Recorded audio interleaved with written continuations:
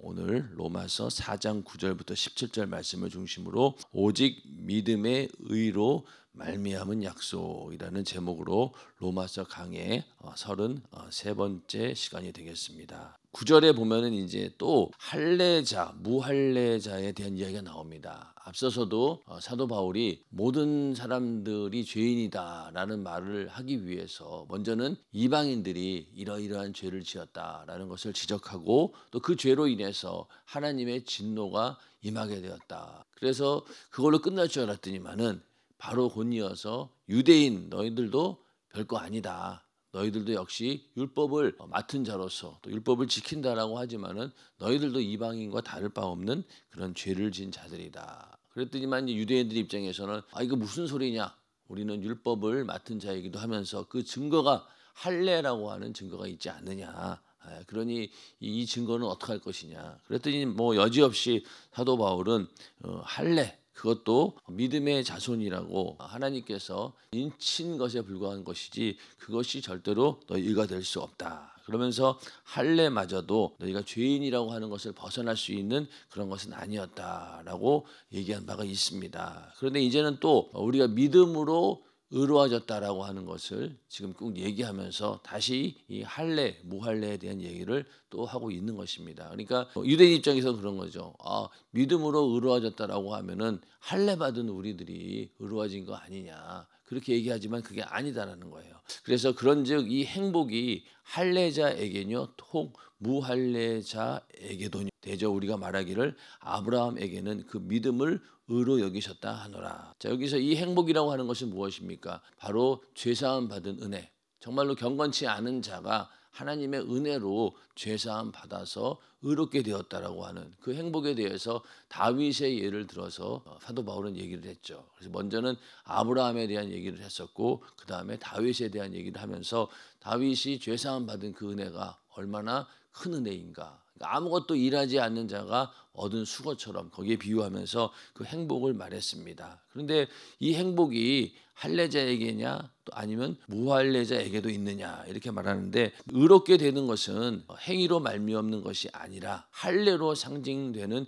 혈통과도 무관함을 분명히 말해주고 있는 것이죠. 아브라함의 자손이고 또 하나님의 선택받은 민족이다 라면서 할례를 받습니다. 그리고 할례 받은 자가 반드시 해야 될 일이 뭐냐면은 바로 율법을 지키는 겁니다. 여기에 대해서 사도 바울은 오직 믿음으로만 의롭게 되는 것이지 어떠한 행위로도 되는 것이 아니다라고 다시 한번 얘기를 하면서 10절에 가서 그런즉 이를 어떻게 여기셨느냐 할례시냐 무할례시냐 할례시가 아니라 무할례시니라. 자, 여기서 보면은 아브라함이 의롭다함을 받은 시기하고 할례를 받은 시기하고 차이가 몇 년이 나냐면요. 14년이 차이가 있는 거예요. 그러니까 아브라함이 하나님으로부터 의롭다함을 받았던 때가 그 나이가 85세였습니다. 창세기 15장 6절에 있는 말씀을 근거로 그가 85세에 하나님께서 그 믿음을 보시고 아브라함을 의롭게 여기신 거예요. 그러면은 그 순간하고 할례를 받았던 것은요. 창세기 17장에 나오는데 그때가 99세의 때의 일이에요. 99세. 그러면은 85세에서 99세까지면은 14년. 그러니까 할례는 칭의보다 14년 뒤의 일입니다. 맞습니까? 그러니까 이 아브라함을 하나님께서 의롭게 여긴 것이 할례가 징표가 될 수 없는 거예요. 할례는 14년 뒤의 일인 거죠. 그리고 율법은 언제예요? 율법은 430년 후예요. 그러니까 엄청나게 많은 차이가 있는 겁니다. 그럼에도 불구하고 유대인들은 자기가 할례 받았기 때문에 우리가 믿음으로 의로워지면 우리가 의로워지는 거 아니냐라는 주장이 이것만 봐도 그냥 그대로 아닌 것이죠. 그러니까 아브라함이 할례 시에 하나님께서 의롭게 여기셨느냐 아니라는 거죠. 할례 받기 전 14년 전에 이미 하나님께서는 아브라함을 부르시고 하나님께서 그를 의롭게 여기신 거예요. 그러니까 이 할례에 대해서는 할 말이 없는 거죠. 그래서 11절에 저가 할례의 표를 받은 것은 무할례 시에 믿음으로 된 의를 인친 것이니. 할례라고 하는 것은요. 아브라함이 할례를 받기 전에 무할례 시에 믿음으로 의롭게 되는 것을 인쳤다라고 하는 것은요. 다시 한번 확증하고 보증했다는 거예요. 하나의 징표가 되는 거죠. 아브라함이 14년 전에 받았던 칭의에 대해서 인치시고 보증하는 외적인 표현입니다. 인쳤다, 진짜 힘을 보증한다라는 그런 뜻이죠. 자, 우리가 예수를 믿고 우리가 신앙 고백을 하고 또 하나님의 자녀로 거듭납니다. 어떤 경우에는요 성령까지 받아요. 우리 교회도 힌도산 수양관에 가면은 아주 예수 전혀 믿지 않는 그런 사람들도 가서 말씀 듣고 완전 생짜배기죠. 전혀 예수를 모르는 사람이었어요. 그런데 가서 말씀을 듣다 보니까 자기가 죄인임을 깨닫게 되고 회개하고 그 자리에서 그냥 성령을 받습니다. 그러면은 성령 받고 나서 나중에 이제 교회에 와가지고 한참 있다가 침례를 받아요. 그렇지 않습니까? 그러면은 우리가 이렇게 생각하는 사람들도 있었죠. 뭐 지금은 그런 사람들은 없지만은 이 침례를 받아야지만이 구원을 받는다라고 하는 사람이 있었어요. 예전에는 그랬습니다. 유아 세례가 나온 이유가 뭐냐면은 침례를 받아야지 구원을 받는다라고 하는 그런 생각들이 있었기 때문에 어린아이는 어떨 거냐 이렇게 된 거예요. 자, 침례를 받아야지 물속에 들어갔다 나와야지만이 구원을 받는데 아니 그러면 어린아이는 어쩔 것이며 지금 병들어서 누워있는 병자들은 어떡할 거냐. 그 사람들도 침례를 받고 구원을 받아야 되는데 안 그러면 그 사람들 구원 못 받는 거 아니냐. 그래? 그럼 어떡하냐. 자, 어린아이들이나 노약자들은 어쩔 수 없다. 물을 가져와서 살짝 머리에다 바르자. 이렇게 해서 생긴 게 세례입니다. 이 세례가 나온 이유는 뭐였냐? 바로 침례를 받아야지만이 구원을 받는다. 세례를 받아야지 구원을 받는다라고 하는 그런 잘못된 생각에서 나온 거예요. 절대로 그렇지 않죠. 우리가 아까 말씀드린 것처럼 기도원 가서 아무것도 모르는 예수의 예자도 모르는 사람이 가서 하나님 말씀 듣고 거기서 은혜 받고 그리고 성령 충만함까지 받았어요. 그러고 나서 나중에 침례를 받는 것처럼 침례는 믿음으로 얻은 구원에 대해서 이 은혜에 대해서 내가 감사하는 마음으로 하나님 앞에 그것을 확증하고 뭐 도장 찍고 인치고 보증받는 것과 똑같은 거예요. 그것이 우리의 구원이 될 수 없는 거죠. 그러니까 우리의 침례를 받았느냐 안 받았느냐 이것은 나의 신앙 고백적인 차원의 문제고 다시 한번 나의 신앙 고백을 온몸으로 하나님께 표현하면서 확증하는 그런 것이지 그 자체가 우리를 의롭게 하거나 우리를 구원에 이르게 하는 것은 아니라는 겁니다. 인정하시면 아멘 하시기 바랍니다. 그러니까 유아 세례는 그런 의미에서 성경적으로 잘못된 거예요. 잘못된 거고 그 형식 자체도 잘못되었지만은 근본적으로 침례를 받고 세례를 받아야지 구원을 받는다라는 생각 자체가 잘못되었다는 겁니다. 우리가 의로움을 받는 것은요 다른 게 어떤 행위에도 있지 않습니다. 오직 우리의 믿음, 신앙 고백으로만 우리가 이루어지는 것이 바로 하나님의 의입니다. 이 얘기를 분명히 하면서 할례는 하나의 외적인 표현, 인치고 보증하는 외적인 표현이라는 거예요. 이렇게 인치시고 보증한다는 말이 요한복음 6장 27절에 보면은 인자는 아버지 하나님의 인치신 자니라. 이런 경우는 그가 하나님의 아들로서 진짜 확실하다라는 것을 보증한다는 그런 의미고 또 에베소서 1장 13, 14절에도 보면은 성령으로 인치심을 받았느니 이런 얘기가 나옵니다. 그래서 이는 우리의 기업의 보증이 되사 그 얻으신 것을 구속하시고 그의 영광을 찬미하게 하려 하심이라. 이 얘기는 결국 성령은 우리의 궁극적인 구원과 우리가 영광 중에서 받게 될 기업에 대한 하나님의 약속을 보증한다라는 그런 의미이죠. 성령으로 우리가 인치심을 받았다라고 하는 것은 내 안에 하나님의 은혜가 있음을 확증하고 더 나가서 성령께서 우리를 예수의 제자로 쓰시겠다라고 하는 그런 의미이죠. 이는 무할례자로서 믿는 모든 자의 조상이 되어 저희로 의로 여기심을 얻게 하려 하심이라. 자, 아브라함이 무할례자라 할지라도 믿는 모든 자의 조상이라는 거죠. 자, 만약에 할례를 받은 이후로 아브라함이 하나님으로부터 의롭다함을 얻었다라고 하면은 할례 받지 않는 무할례자가 그를 조상이라고 할 수 없는 거죠. 믿음의 조상이라고 했을 때는 모든 사람들 열국의 아비가 된다고 했잖아요. 모든 사람들의 믿음의 조상이 되려면은요, 그는 할례를 받았던 할례를 받지 않았던 그게 상관이 없어야 되는 거예요. 그렇기 때문에 그가 할례를 받지 않은 자였고 또 율법 이전의 사람이었기 때문에 오늘날 우리도 믿음으로 아브라함의 자손이라고 할 수 있는 것이죠. 맞습니까? 이방인들이 다 거기에 포함이 되는 거예요. 만약에 그게 아니었으면 이방인은 들어갈 수 없겠죠. 그러니까 아예 하나님께서 그런 얘기 하지 못하도록 그 전부터 아브라함을 불러서 의롭게 하신 거란 겁니다. 그러니까 아브라함은 이미 하나님으로부터 의로움을 얻었고 그로 인한 표현이 할례였고 그러니까 무할례자들도 전부 다 아브라함의 후손들이 될 수 있었다는 겁니다. 그 얘기를 하고 있는 것이죠. 12절에 가서 또한 할례자의 조상이 되었나니 곧 할례 받을 자에게뿐 아니라 우리 조상 아브라함의 무할례 시에 가졌던 믿음의 자취를 쫓는 자들에게도니라. 이 말씀 이해가 되시죠? 아브라함은 할례 받기 전에는 무할례자의 조상이었고 할례 후에는 또 할례자의 조상도 된 겁니다. 그러니까 아브라함은 유대인들의 조상이기도 하지만은 우리의 믿음의 조상이기도 한 거예요. 이거를 사도 바울은 얘기하고 있는 거죠. 그래서 무할례자나 이방인들도 아브라함의 자손이 될 수 있다는 겁니다. 그래서 예수를 믿는 사람은 할례를 받았건 안 받았건 아브라함의 자손이 될 수 있고 유대인만이 하나님의 백성이 될 수 있다는 이 생각을 계속 무너뜨리고 있는 거죠. 예수 안에는 특권층이 없는 거예요. 자, 이 로마서를 기록한 이유가 로마에 있는 예수 믿는 사람들이잖아요. 그 가운데는 이방인들이 더 많았다는 거죠.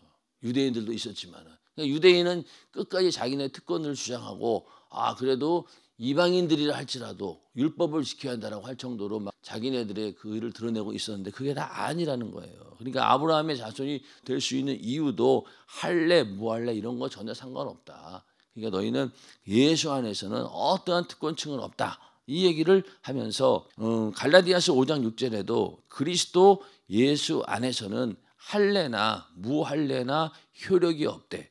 사랑으로서 역사하는 믿음뿐이니라. 아멘. 이제는 뭐 이런 게 다 의미 없다는 거예요. 사실 뭐 지금 이 시대에 할례냐 무할례냐 따지는 건 그렇겠지만은 우리가 어떻게 구원을 받았느냐 이 부분에 대해서 전혀 흔들리고 오해하지 말라는 거예요. 우리는 믿음으로 의롭다함을 얻은 자들입니다. 지금도 이 사실은 변하지 않아요.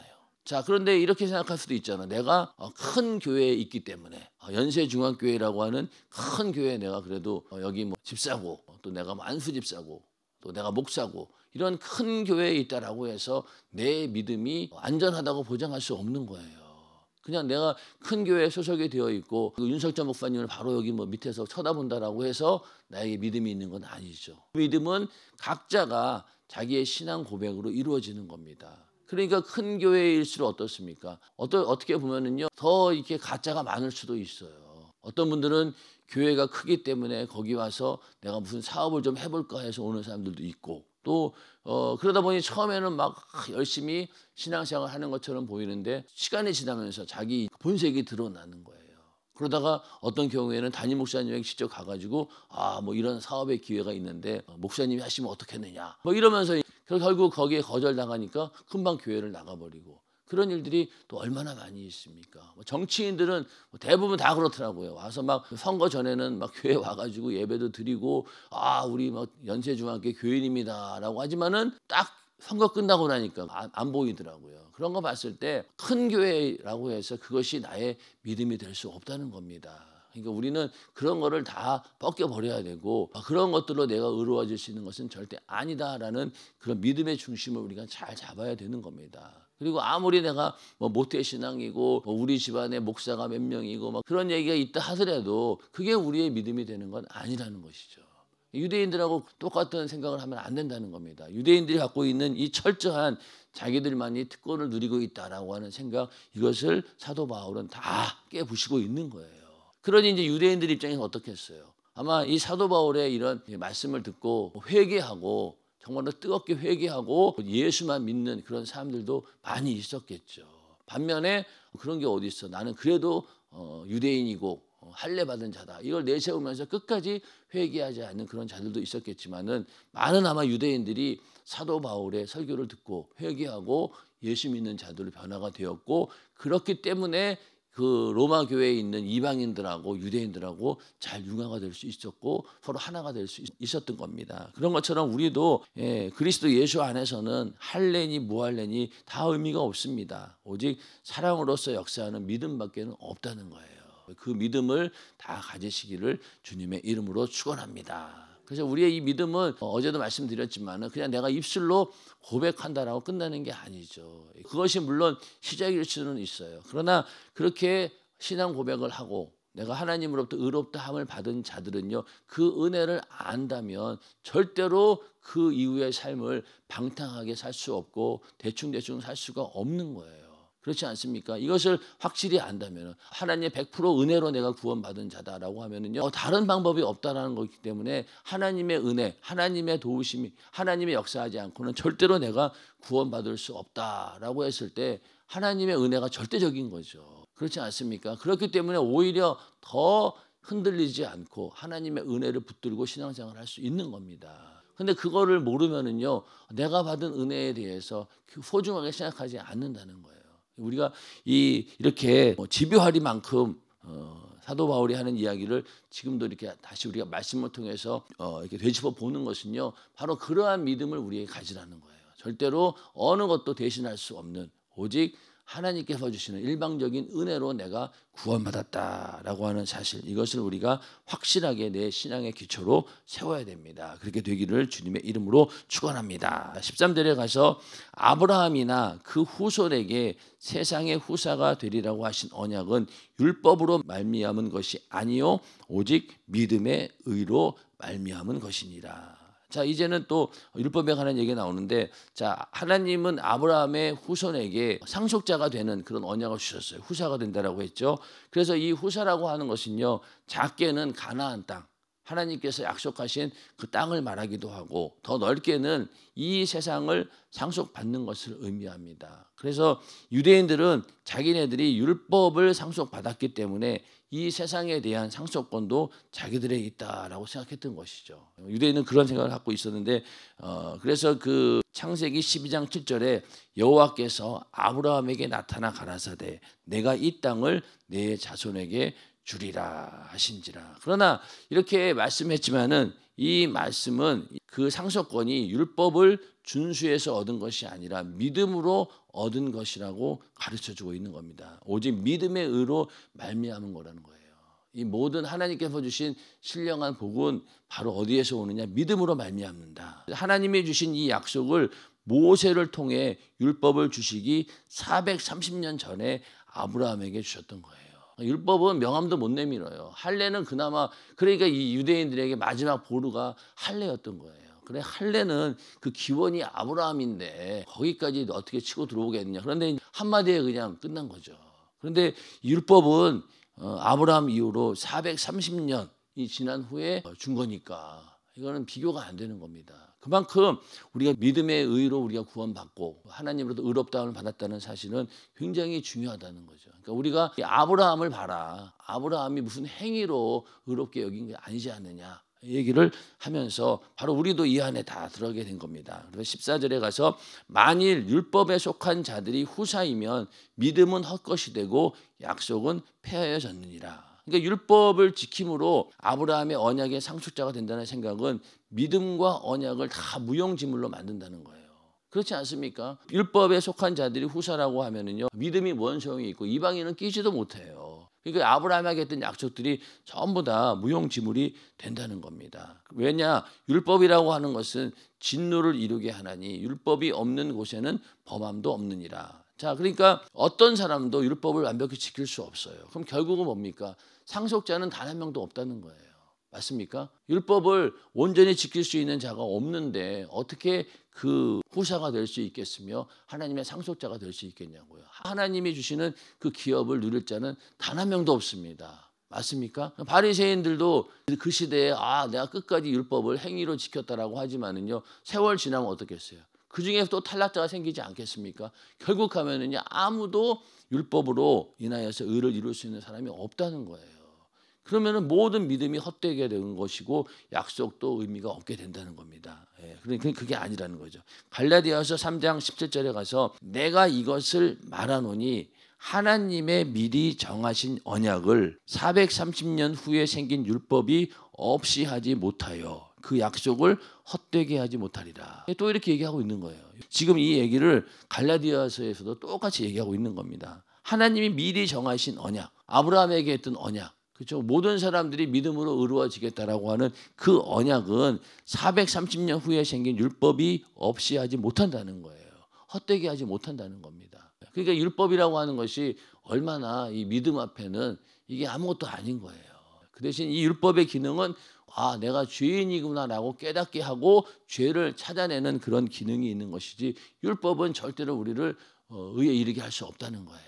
오직 믿음만이 가능하다는 겁니다. 율법은 모세로 말미암아 온 것이고 은혜와 진리는 예수에게 온 것입니다. 그러니까 은혜와 진리는 누구로 인해서 오는 거예요? 예수 그리스도로 인해서 오는 거예요.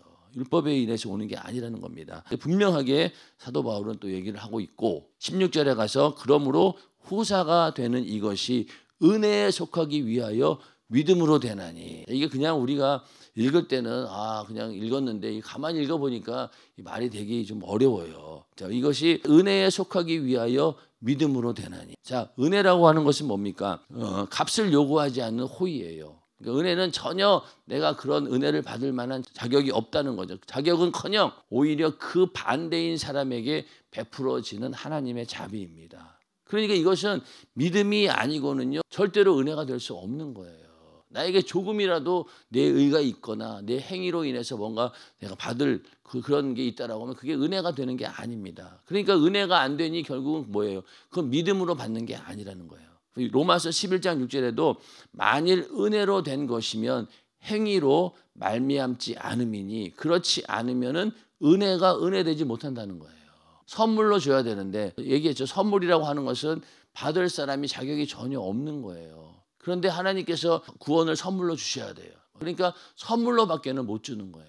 그러니까 은혜가 은혜되지 못한다는 거죠. 만약에 다른 게 끼어든다면은. 그래서 우리가 후사가 되는 것은 은혜에 속하기 위하여 믿음으로 되나니 믿음으로만 우리가 은혜에 이룰 수 있다라는 것입니다.